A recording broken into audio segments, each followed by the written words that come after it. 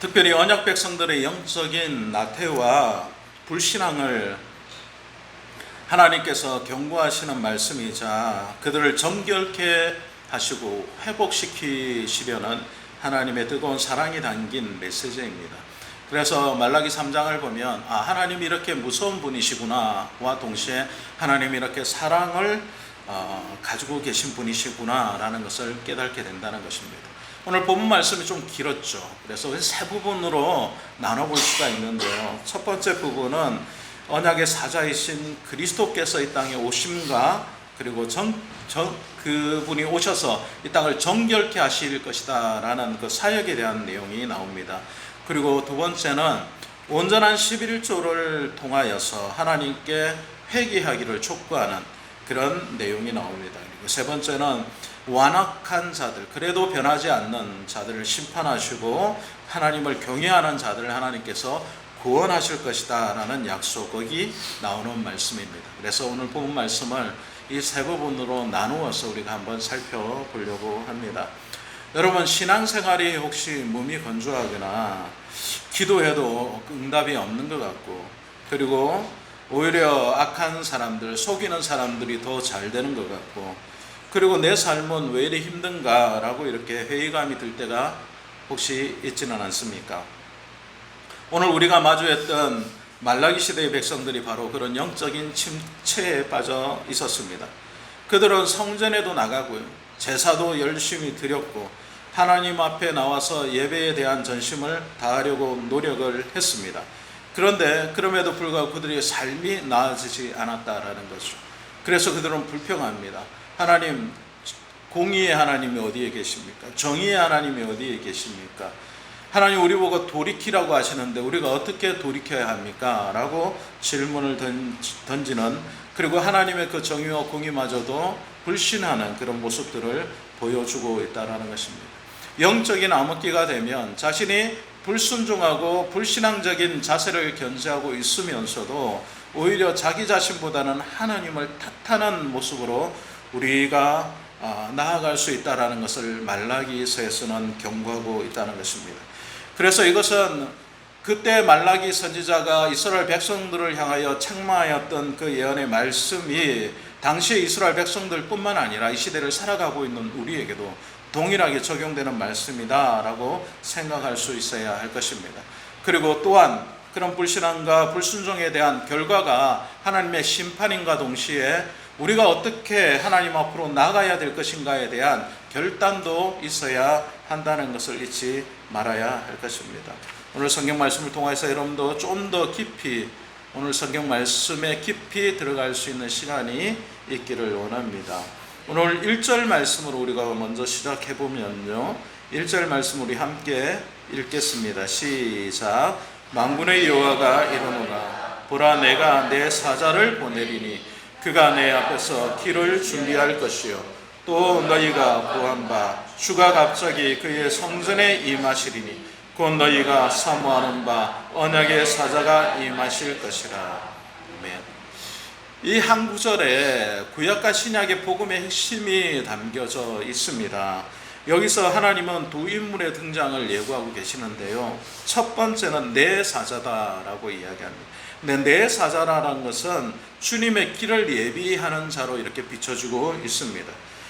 그래서 신약 성경에 넘어오면 이 사람이 구체적으로 세례 요한이었음을 밝혀 보여주고 있습니다.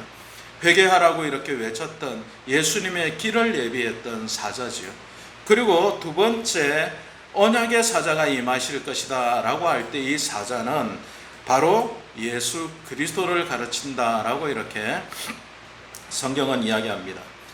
이 두 명의 인물이 왜 여기서 제시되고 있을까요? 그것은 타락한 말라기 시대의 사람들에게 새로운 메시아의 도래에 대한, 다시 오실 메시아가 아니고 다시 하나님의 나라가 임재하고 오실 메시아에 대한 소망을 갖게 하기 위한 목적이 있었다라는 것입니다.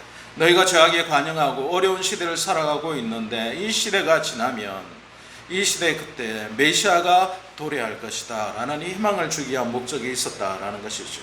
말라기는 지금 성전에 오실 예수 그리스도를 이야기하고 있는데, 그런데 사실은 이 성전이 어떤 지역적인 것, 건물적인 것이 아니라 예수 그리스도 자신을 가르치고 있다라고 이렇게 성경은 예표하고 있습니다. 요한복음 2장 19절에서 21절 보면은 예수 그리스도가 참된 성전이다라고 이렇게 우리에게 가르쳐주고 있습니다. 예수 그리스도 자신이 성전이 되시기 때문에 그 성전이 우리에게 임하실 것이다 라는 것은 지금 성전 제사를 올바르게 드리지 못하고 있는 이스라엘 백성들에게는 경고의 말씀이 될 뿐만 아니라 또한 참된 성전이신 예수 그리스도를 바라보게 하는 희망의 말씀이 될 수 있다라는 것이죠. 자, 여러분, 오늘 말씀이 사실 조금 어렵게 시작이 됩니다. 그죠? 좀 더 쉽게 풀어가려고 하는데요. 자, 그런데 주님이 이제 오신다는 것이 이스라엘 백성들에게는 두 가지 방향성이 있습니다. 하나는 이 주님이 오셔서 심판주로 오실 것이고, 또 하나는 정결하게 하실 분으로 오실 것이다 라고 성경은 이야기하고 있죠. 그래서 그가 오늘 오실 때에 2절 말씀을 보면 누가 능히 당하며 그가 나타날 때시에 누가 능히 서리요 라고 이렇게 이야기합니다. 그리고 그 뒤에 금을 연단한 자의 불과 표백하는 자의 잿물과 같을 것이다 라고 해요. 하나는 연단하는 불로, 또 하나는 표백하는 잿물로, 잿물이라는 것은 깨끗하게 하는 것이죠. 두 가지의 표본으로 나타날 것이다 라고 합니다. 이것은 예수 그리스도께서 임재하실 때에 모든 죄악이 깨끗하게 씻겨질 뿐만 아니라 또한 그분의 도래로 말미암아 하나님의 심판의 경고성이 명확하게 드러날 것이다 라는 것을 우리에게 가르쳐주는 말씀이라는 거죠. 그래서 정결하게 하시는 그 분이 이 땅에 오시면은 구체적으로 3절 말씀에 보면 어떻게 일하실 것인가가 나와 있는데요. 은을 연단하여 깨끗하게 하는 자같이 앉아서 레위 자손을 깨끗하게 하실 것이고, 그 다음에요, 공의로운 제물을 여호와께 바치게 될 것이다 라고 이렇게 말씀하고 있습니다. 정결하게 하시는 사역의 첫 번째 대상이 누구냐면 레위 자손이라는 거죠. 레위 자손이 왜 정결하게 되는 첫 번째 대상이었을까요? 그것은 그들이 하나님 앞에 제사를 바치는, 백성들을 대표해서 제사를 드리는 지도자였기 때문입니다. 그래서 지도자의 굉장히 중요성을 강조하고 있죠. 그래서 2장 3절 말씀에 보면 이 지도자들이 제대로 되는 역할을 하지 못했을 때에 그 제사장들의 얼굴에 하나님께서 어떻게 하시겠다고 했습니까? 똥을 발라버리겠다라고 이렇게 말씀하신 내용이 나오지 않습니까? 그들에게 엄청난 수치를 당하게 할 것이다. 그리고 그 직분을 감당하지 못하게 할 것이다 라고 이렇게 말씀하신 것은 무엇입니까? 그 하는 일이 그만큼 중요하고 중요한 자리에 있다는 것을 가르쳐 주게 된 것입니다. 그런데 이 제사장들을 먼저 정결하게 하겠다라고 한 것은 그들이 그 백성들을 지도하는 자리에 있기 때문에 그들이 먼저 정결하게 되지 않는다면 백성들이 드리러는 제사의 정결성이 담보되지 못하기 때문이었다라는 것입니다. 그래서 그들을 먼저 깨끗하게 한 이후에 4절 말씀에 보면 백성들이 나와서 어떻게 합니까? 제사가 회복되게 될 것인데 그들이 드리는 봉헌물이 4절 말씀, 옛날과 고대와 같이 나 여호와께 무엇이 될 것이다? 기쁨이 될 것이다 라는 거예요. 하나님이 회복하신 다음에 백성들이 드리는 봉헌물이 어떻게 될 것이다? 기쁨이 될 것이다. 과거에 같이 기쁨이 될 것이다. 언약적 관계의 회복이 일어날 것이다 라고 이렇게 말씀하고 있다는 것입니다. 2장 말씀에서 우리는 레위인들이 레위 언약을 깨뜨렸다라고 하나님께서 말씀하셨고, 그 다음 백성들이 무슨 언약을 깨뜨렸습니까? 하나님과의 결혼 언약을 깨뜨렸다. 이방인들과 자폰하고 그들의 자손을 번성케 함으로 하나님께서 명령하신 명령을 지키지 못하고 언약을 깨뜨렸다라고 이렇게 말씀하고 있지 않습니까? 두 가지의 언약이 다 깨진 거죠. 제사장들은 레위 언약이 깨뜨려졌고 백성들은 혼인 언약이 깨뜨려졌던 거죠. 근데 3장에 넘어와서 하나님께서 하나님의 사자를 보내신 후에 정결하게 하신 이후에 어떻게 한다는 겁니까? 그 하나님의 언약적 관계가 다시 회복될 것이다 라고 이렇게 말씀하고 있다는 것이죠. 그런데 이 언약적 관계가 회복됨과 동시에 또 중요한 그 사자가 정결케 하는 사역과 또 어떤 사역이 있습니까? 심판의 사역이 있다는 거죠. 5절 말씀에 엄중한 심판을 동반하는데 5절 말씀 우리 읽겠습니다. 시작. 내가 심판하러 너희에게 임할 것이라.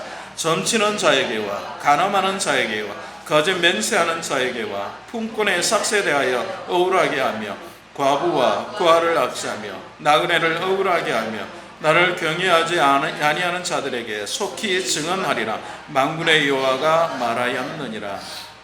아멘.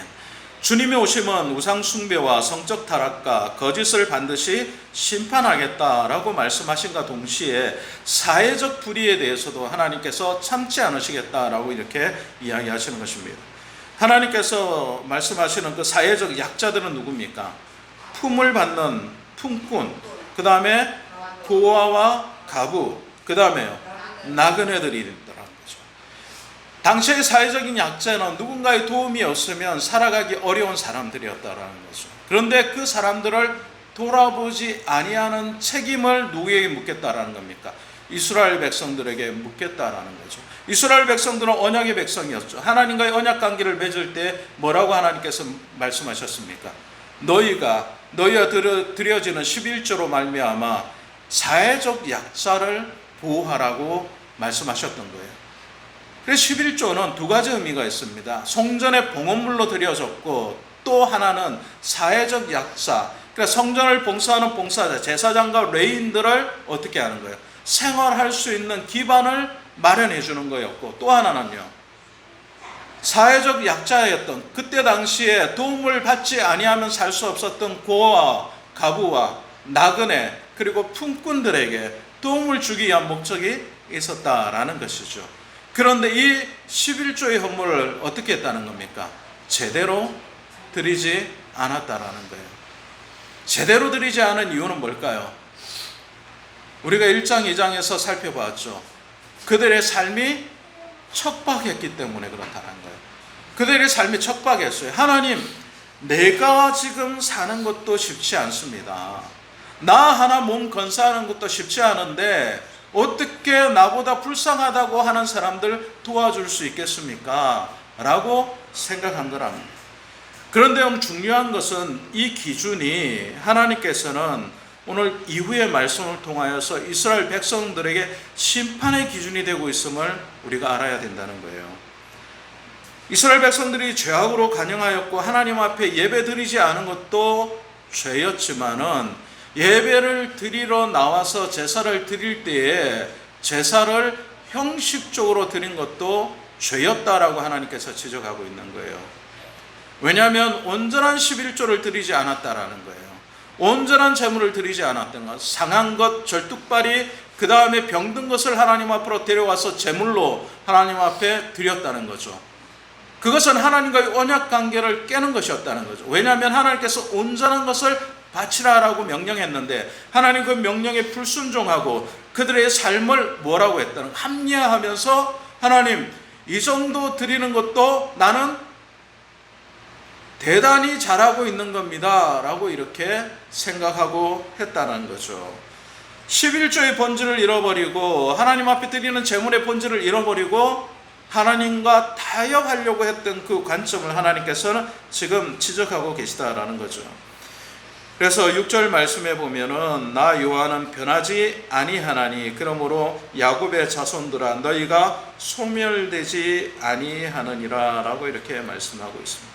하나님께서 이 언약 관계를 붙들고 계시기 때문에 너희 죄악을 내가 보면서도 소멸시키지 않고 있다라고 이렇게 말씀하고 있는 거예요. 그리고 그 사람들이 그 죄악을 하나님께서는 알고 계시면서도 다시 초청하고 계십니다. 7절 말씀에 나오는데요. 7절 말씀 우리 함께 읽겠습니다. 시작. 만군의 여호와가 이르노라 너희 조상들의 날로부터 너희가 나의 규례를 떠나 지키지 아니하였도다. 그런즉 내게로 돌아오라. 그리하면 나도 너희에게로 돌아가리라 하였더니 너희가 이러기를 우리가 어떻게 하여야 돌아가리까 하는도다.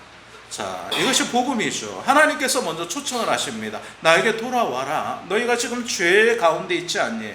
모든 것을 털어버리고 다시 나를 섬기는 언약 백성이 되라라고 이렇게 말씀하고 있는데, 이 백성들이 뭐라고 이야기합니까? 우리가 어떻게 하여야 돌아가리까? 라고 이야기하고 있습니다. 정말 몰라서 그럴까요? 그렇지 않습니다. 돌아가고 싶은 마음이 별로 없습니다 라는 표현이라는 거죠. 하나님께서 나에게 돌아오라 라고 하는데, 하나님께 돌아가면 어떻게 해야 합니까? 하나님이 정하신 규례를 지켜야 되는 겁니다. 그대로 온전하게 지켜야 되는데 이게 싫은 겁니다. 그냥 적당히 타협하고 살고 싶은 겁니다. 하나님이 온전하게 지킬 때에 하나님께서 복 주시겠다라고 말씀하셨는데, 이스라엘 백성들은 삶의 환경이 먼저 보이는 겁니다. 내 삶이 이렇게 힘든데 하나님 앞에 온전히 드리는 게 가당치나 한 거냐라고 이렇게 생각하고 있다는 겁니다. 그런 생각이 있으니까 그 기준에 하나님께로 돌아갈 수 없는 겁니다. 그리고 뻔뻔하게 하나님, 우리가 어떻게 해야 하나님께 돌아갈 수 있습니까? 라고 질문하고 있는 거라는 거예요. 이것은 영적인 무지일 뿐만 아니라 영적인 완악함이라고 볼 수가 있는 겁니다. 그래서 8절 말씀에 이제 하나님께서 구체적으로 그들의 죄악을 찌르시는 거죠. 자, 8절 말씀 읽겠습니다. 시작. 사람이 어찌 하나님의 것을 도둑질하겠느냐? 그러나 너희는 나의 것을 도둑질하고 말하기를 우리가 어떻게 주의 것을 도둑질하였나이까 하는도다. 이는 곧 11조와 복음물이라. 11조의 본질이 뭐라고 했습니까? 11조의 본질은 하나님께 나의 모든 소유가 있다라는 것을 인정하는 것입니다.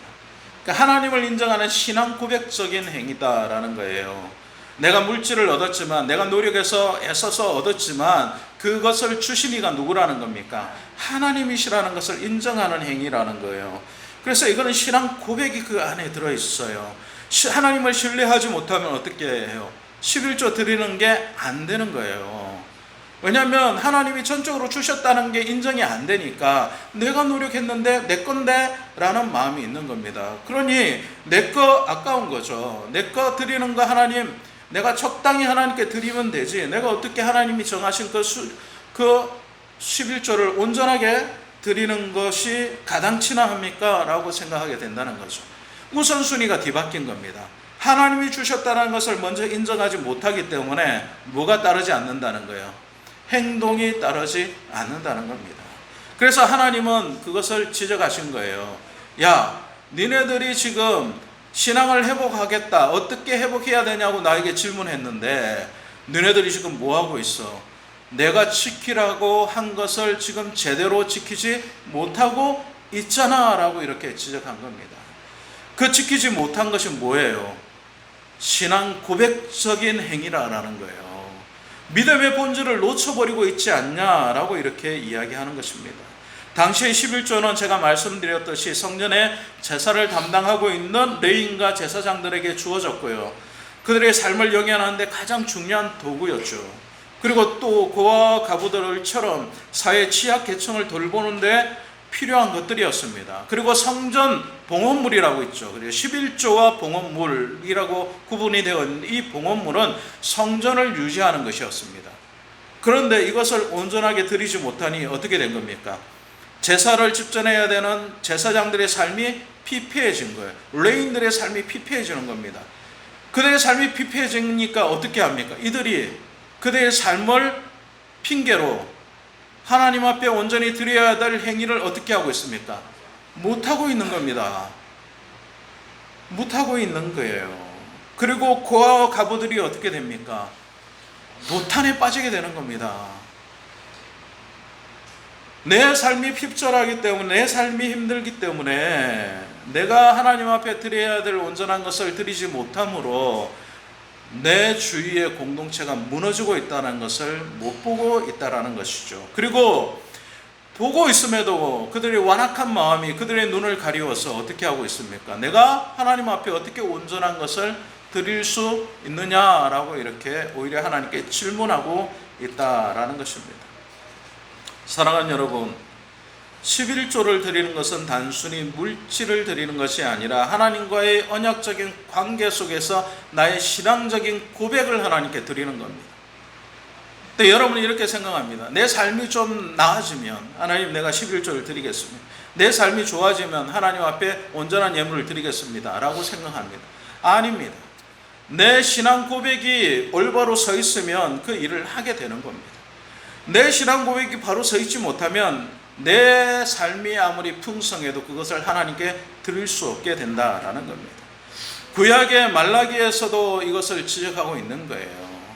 이렇게 제가 말씀을 드리면 목사님 나한테 11조 내라고 하는구나, 물질을 바치라고 교회에다가 이야기하는구나 라고 생각할 수 있습니다. 그런데 저는 그것을 지금 강조하는 것이 아닙니다. 여러분, 11조는 수단입니다. 무슨 수단입니까? 하나님과의 신앙 고백적인 관계를 측정하는 수단이라는 거예요. 내가 하나님과 온전한 관계를 지금 맺고 있는지 바로미터가 뭡니까? 내가 지금 11조를 드리고 있는지 있지 않은지를 내가 보는 겁니다. 내가 예수 그리스도인이라고 하면서도 하나님 앞에 드려지는 예물이 없다, 온전한 11조를 하나님 앞에 드리지 못하고 있다, 하나님 앞에 봉헌물을 드리지 못하고 있다 라고 한다면 내 삶의 핍절함이 핑계가 되어서는 안 된다는 거예요. 하나님과의 관계가 지금 무너져 있는 것은 아닌가, 하나님의 교제가 지금 단절되어 있는 것은 아닌가라는 것을 먼저 살펴볼 수 있어야 된다는 거죠. 그러니까 하나님은 그것을 지금 지적하고 있는 겁니다. 나하고 너하고 맺은 언약적인 관계가 지금 제대로 지켜지고 있니? 라고 이렇게 물으신 것입니다. 그리고 그 관계를 지속하지 못하고 있는 것을 뭐라고 표현하시냐면 도적질하는 것이다 라고 이렇게 표현하고 있는 것입니다. 근데 이것을 물질적인 것에만 국한해서 11조 안 드리면 하나님 것을 도적질하는 도둑놈이야 라고 이렇게 강조하고 있는데요, 아닙니다. 그것만 이야기하는 게 아니에요. 더 중요한 것은 마음이라는 거예요. 나의 신앙 고백이라는 거예요.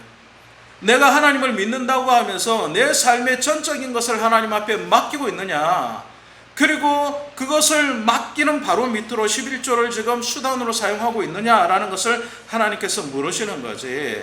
11조 많이 드리면 하나님께서 복 주시는 거야, 11조 안 드리면 도적질 하는 거야, 이런 어떤 단순한 어떤 기준으로 삼아서는 안 된다라는 것입니다.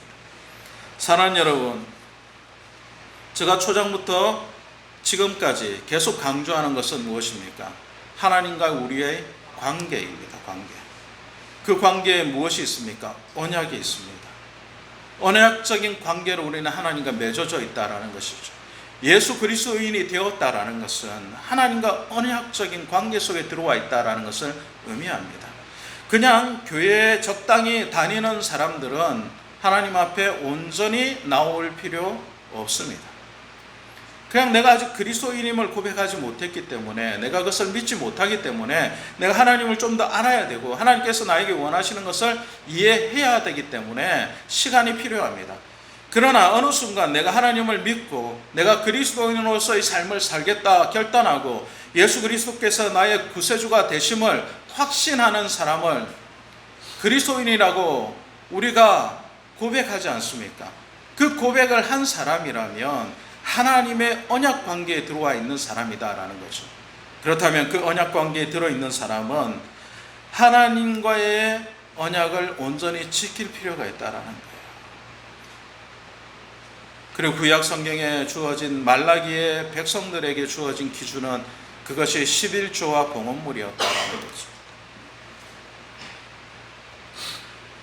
단순히 11조를 드리지 않는 것이 하나님께 불순종한 것이 아니라 그것으로 말미암아 하나님의 언약이 깨어지고, 그리고 현실적인 상황 속에서는 고와 가부와 나그네들이 핍절해지고 제사장과 레위인들의 삶이 도탈에 빠지는 일들이 일어나게 되었습니다. 예배가 무너지고 제사가 파기되고, 그리고 그들의 성전에 있는 모든 거룩함들이 상실되었다라는 겁니다. 하나님께서는 그것을 지적하신 것이죠.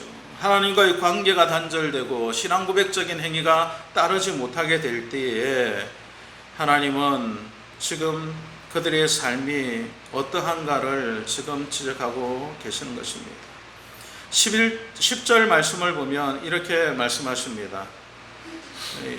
만군의 여호와가 이르노라 너희의 온전한 11조를 창구에 들여 나의 집에 양식이 있게 하고 그것으로 나를 시험하여 내가 하늘 문을 열고 너희에게 복을 쌓을 곳이 없도록 굳지 아니하나 보라.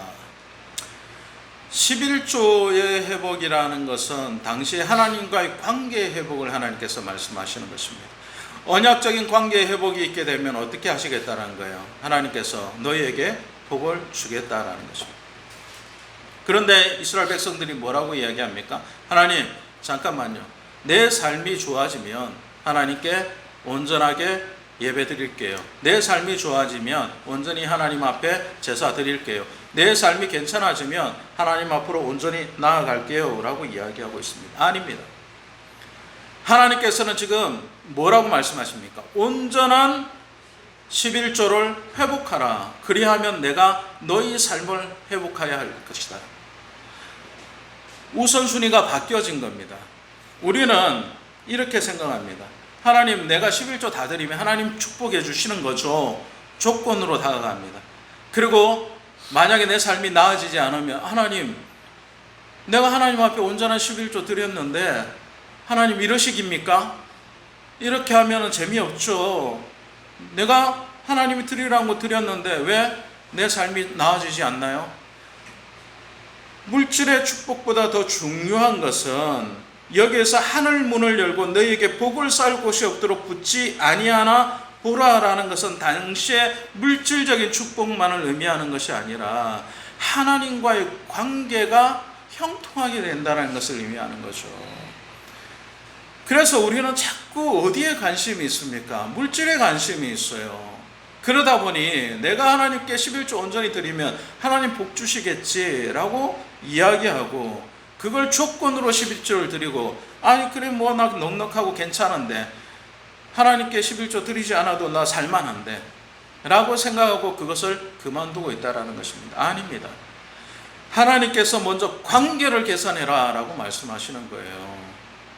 언약적인 관계가 개선될 때에 그 행위로 나타나는 것이 11조와 봉헌물이라는 거예요. 우선순위가 뒤바뀐 상태로 우리는 신앙생활하고 있지는 않습니까? 여러분 삶 속에서 기도할 때 그런 행위들이 많이 나타나지 않아요. 하나님께서 이것을 들어주시면 나 이거 할게요. 하나님께서 이거 해결해 주시면은 나 이거 하나님께 드릴게요. 우선순위가 바뀌었습니다. 하나님 앞에 먼저 나와서 하나님과의 관계를 개선하십시오. 내가 하나님과의 막힌 담이 없는지, 하나님께 온전히 드려야 될 것을 드리지 못하고 있지는 않은지, 하나님이 나에게 요구하시는 요청하시는 말씀에 내가 귀 기울이고 있는지, 분명한 어떤 하나님과의 관계를 내가 맺고 있음에도 내 삶이 척박하고 힘들다면 하나님께 하소연할 수 있는 거죠. 그런데 그렇지 못하고 내 삶의 척박함을 핑계로 하나님과의 관계를 뒤로 미루고 있다면 우리는 지금 우선순위를 잃어버리고 있는 것인지도 모릅니다. 사랑하는 여러분, 여러분들 하늘의 복을 받기를 원하시지요? 오늘 성경 말씀은 하나님께서 이렇게 말씀하시지 않습니까? 만군의 여호와가 이르노라 너희의 온전한 11조를 창구에 들여 나의 집에 양식이 있게 하고. 하나님께 드리는데 어디에 양식이 있습니까? 나의 집에 양식이 있다라는 거예요. 생각해보면 이게 참 이상하지 않습니까? 하나님의 집에 양식이 없겠습니까? 내가 11조를 드려야 하나님 사실 수 있는 분인가요? 하나님 앞에 내가 뭔가를 대단히 기여해야 하나님께서 풍성해지고 풍족해지신 분이십니까? 그런데 오늘 표현을 어떻게 합니까? 나의 집에 양식이 있게 하라라는 것입니다. 하나님의 집에 양식이 없어서 요청하시는 것이 아니라 하나님의 집에 나의 뭘 보여주라는 겁니까? 믿음을 보여주라는 것입니다. 하나님의 집을 향한 나의 믿음이 어떠한가를 지금 보여달라라고 요청하고 계신 거죠. 그리고 나를 시험하여라고 이렇게 말씀하십니다. 그러니까 시험하다라는 것은 우리가 그럼 하나님을 테스트해 보라는 건가? 라고 생각하는데 아닙니다. 여기서는 테스트가 아니에요. 이것은 하나님의 약속이 얼마나 확실한지 너희가 직접 경험해 보라라는 겁니다. 직접 경험해 보라는 거예요. 하나님의 집에 양식이 얼마나 풍족한지 직접 경험해 보라는 거예요. 이것은 그렇다면 하나님을 위해서 우리가 뭔가를 하는 것이 아니라 궁극적으로 누구를 위한 것입니까? 나 자신을 위한 거라는 거예요. 나 자신이 하나님 앞에 온전한 것을 드림으로 말미암아 내가 어떻게 된다는 거예요? 내가 풍족해지는 것을 경험해 보라는 거예요.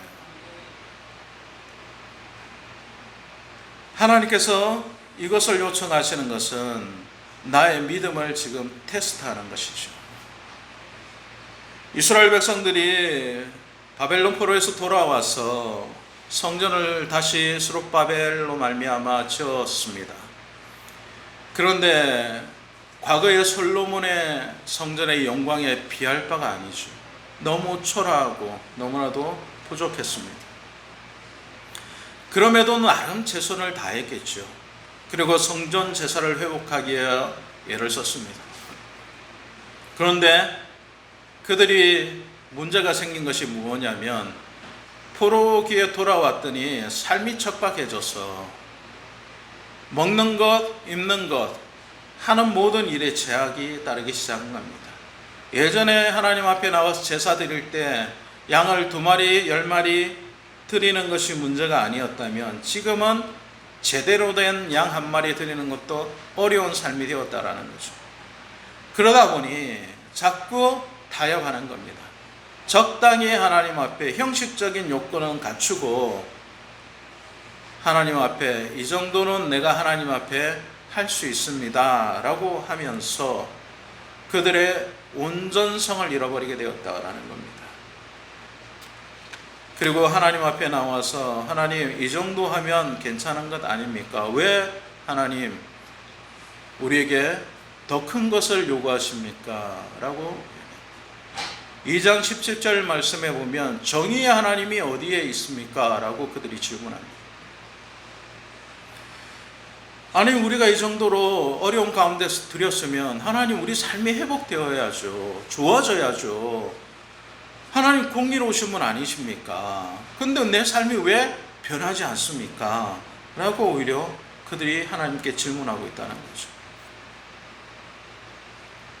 근데 하나님은 그들이 하고 있는 행위를 지금 분명하게 지적하시면서 삶이 그들을 하나님 앞으로 나오게 하는 걸림돌이 되고 있다는 것을 분명히 말씀하십니다. 사랑하는 여러분, 여러분들도 하나님 앞으로 나올 때 여러분의 삶이 하나님 앞으로 나오는 걸림돌이 되지 않기를 축원합니다. 내 삶이 척박하고 내 삶이 힘들기 때문에 하나님 앞에 드리는 것이 온전하지 못하다면 우리는 하나님과의 관계성이 지금 깨어져 있는 것인지도 모릅니다. 그러면서 형식적으로 하는 행위들이 하나님 제가 이 정도 하는 것이 최선을 다하는 겁니다. 이 정도 하면 대단히 잘하는 겁니다. 라고 자기 자신을 위로하며 오히려 하나님을 설득하려고 하지는 않습니까? 그리고 오히려 하나님께서 너희가 잘못되었다 지적하실 때에 정의의 하나님이 어디 계십니까? 라고 이렇게 불평하고 있지는 않습니까? 그래서 하나님께서 13절에서 15절까지의 말씀을 통하여 그들의 완악성을 지금 지적하고 있습니다. 14절 15절 말씀에 보면 이는 너희가 말하기를 하나님을 섬기는 것이 헛되니 만군의 여호와 앞에서 그 명령을 지키며 슬프게 행하는 것이 무엇이 유익하리요? 지금 우리는 교만한 자가 복되다 하며 악을 행하는 자가 번성하며 하나님을 시험하는 자가 화를 면한다 하노라 함이라. 한술 더 뜨기를 뭐라고 이야기합니까? 하나님, 정의의 하나님 어디에 계십니까? 라고 하면서 하나님 섬기는 것이 헛되지 않습니까? 그 명령을 지켜 슬프게 행하는 것이 도대체 무슨 유익이 있습니까? 내가 하나님 앞에 그 명령을 지켰는데 지금 슬프게 행한다는 건 뭡니까? 그 문제가 해결되지 않는 거예요. 문제가 계속 지속되는 거예요. 그러니 하나님, 이게 나에게 무슨 유익이 있습니까? 라고 이렇게 질문하고 있는 것입니다. 그리고 또 질문합니다. 교만한 자가 복되고 악을 행하는 자가 번성한다. 아니, 거짓을 행하는 사람도 더 잘되고 있지 않습니까? 하나님을 시험하는 자가 오히려 화를 면하고 있지 않습니까? 그렇게 그들이 질문합니다. 정의의 하나님이 어디에 계십니까? 라고 묻고 있는 것입니다. 16절 말씀에 하나님께서 이렇게 말씀하시죠. 그때 여호와를 경외하는 자들이 피차에 말하며 여호와께서 그것을 분명히 들으시고 여호와를 경외하는 자와 그 이름을 존중히 여기는 자를 위하여 여호와 앞에 있는 기념책에 기록하셨느니라.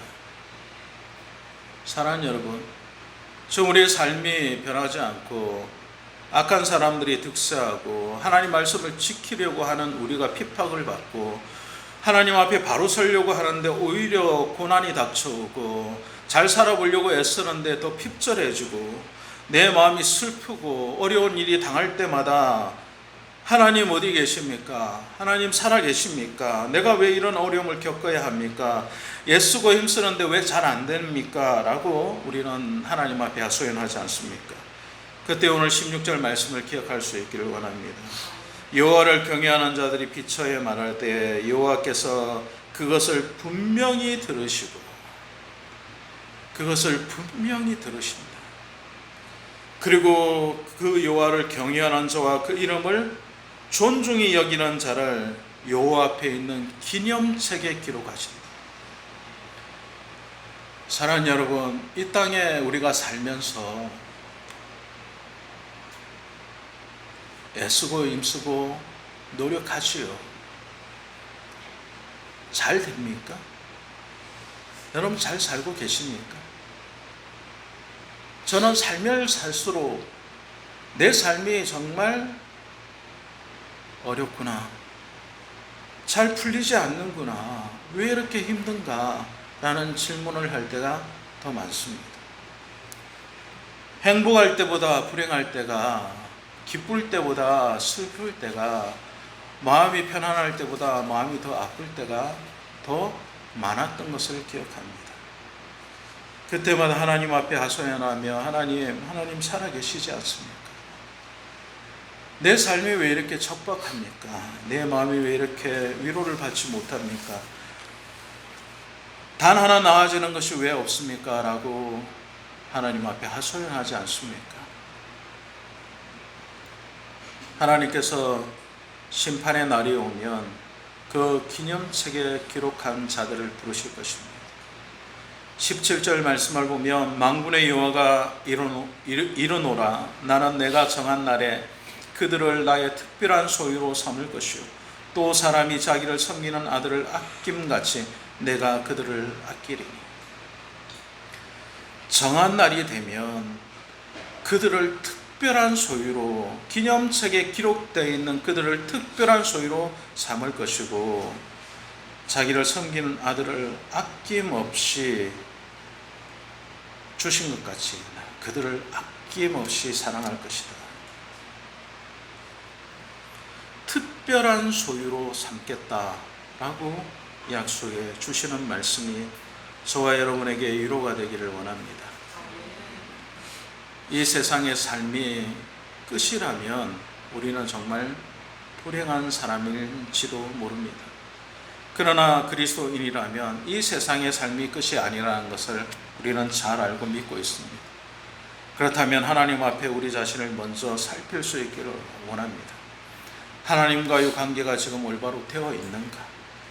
내가 내 삶을, 내 환경을 핑계로 온전히 하나님 앞으로 드릴 것을, 나아올 것을, 믿을 것을 지키지 못하고 있지는 않은가? 그리고 하나님 앞에 드렸음에도 불구하고 변함없는 내 삶의 현장이 너무나도 힘들어서 혹시 좌절하거나 낭망하여 있지는 않은가? 하나님께서 우리에게 주신 소망의 말씀을 붙들고 하나님의 기념책에 기록하시고 하나님이 오실 때에 우리를 불러주셔서 그 기념책에 기록된 자들을 특별히 사랑하실 것이다, 특별한 소유라 말씀하실 것이라는 것을 믿고 사모할 수 있는 저와 여러분 될 수 있기를 원합니다. 그리고 18절 말씀에 오늘 대단원의 막이 이렇게 내려주고 있습니다. 그때에 너희가 돌아와서 의인과 악인을 분별하고 하나님을 섬기는 자와 섬기지 아니하는 자를 분별하리라. 하나님께서 분명히 분별하실 것입니다. 하나님을 섬기는 자와 그렇지 못한 사람을 말입니다. 우리가 온전히 하나님 앞에 서서 하나님을 섬기는 자로 바로 설 수 있는 저와 여러분 될 수 있기를 원합니다. 말라기 3장은 하나님은 심판주로, 하나님의 위로주로 오셔서 정결하게 하시고 또한 그 기준에 미치지 못하는 사람을 심판하실 것이다 라고 이렇게 말씀하고 있습니다. 우리가 하나님 앞에 하나님의 언약 관계를 신실하게 지키고 있는가를 스스로 살펴서 물질뿐만 아니라 우리의 시간과 환경과 조건과 우리의 인생 전체를 하나님 앞에 온전히 드릴 수 있는 저와 여러분 될 수 있기를, 그리고 내 삶이 핍절하고 바뀌지 않는다 하여서 낙심하지 않고 하나님의 약속을 그리고 하나님의 기념책에 기록된 것을 기뻐하며 그 믿음을 가지고 끝까지 살아갈 수 있는 저와 여러분 될 수 있기를 주님의 이름으로 간절히 축원드립니다.